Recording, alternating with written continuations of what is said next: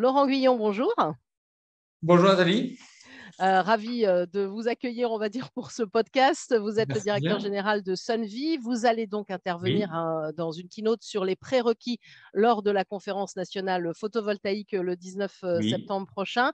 Alors, on va commencer par parler du contexte, on ne peut pas faire autrement, et la crise énergétique. L'heure est grave, hein, nous a dit Emmanuel Macron, et même, nous a même dit que nous sommes en guerre. Alors, est-ce qu'il est temps, vraiment temps, de faire évoluer nos choix énergétiques vers plus de renouvelables? Eh bien, nous sommes en guerre. L'énergie, c'est la mère de toutes les batailles. C'est peut-être la raison profonde de toutes les batailles depuis que l'humanité existe.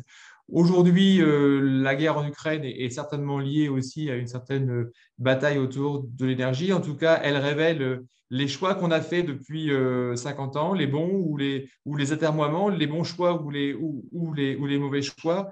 Euh, L'énergie, c'est ce qui nous fait tous avancer. Les progrès qu'on a fait depuis 150 ans, ils sont liés avec l'exploitation du pétrole, qui a été une énergie fantastique. Malheureusement, le revers de la médaille, c'est le CO2 qui menace notre existence, apparemment. Donc, on a des choix à faire. Ces choix, ils sont de deux ordres. Soit c'est le nucléaire, soit c'est les renouvelables. Il n'y en a pratiquement pas d'autres. Le nucléaire est un choix qui est assez peu accepté au niveau mondial, puisqu'on est à peine à 10% de la production. Les ENR ont un très gros avenir. C'est 80% des raccordements mondiaux qui sont faits à base d'énergie renouvelable. Donc, il y a tout à parier que ce secteur-là va se développer fortement dans les années et les décennies à venir.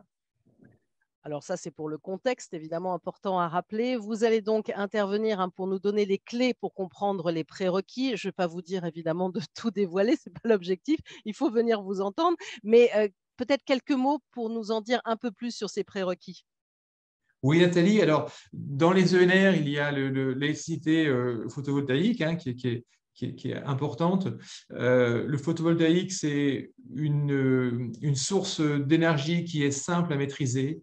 Il y a un vocabulaire, il y a des prérequis, il y a des conditions qui sont simples, qui sont basées sur beaucoup de bon sens et qui permettent ensuite d'avoir l'avantage de fixer son prix du kilowattheure de façon quasi fixe pendant 40 ans, c'est-à-dire la durée de vie de la centrale, et il n'y a aucune autre source d'énergie qui peut se permettre d'être fixe pendant une aussi longue période.